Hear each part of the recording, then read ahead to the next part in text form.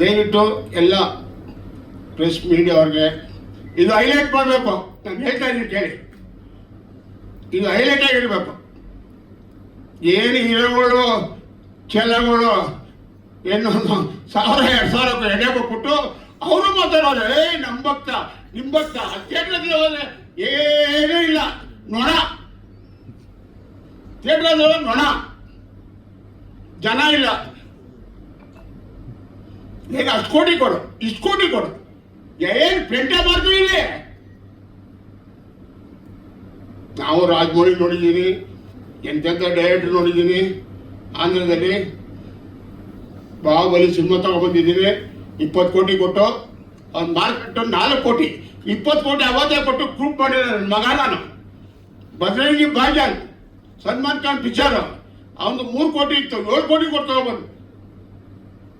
ಹಂಗೆ content cinema ದುಡ್ಡು ತಗೊಂಡು ಮಾಡಿದ್ರೆ ಎಲ್ಲ ಬದುಕ್ತಾರೆ ಸರ್.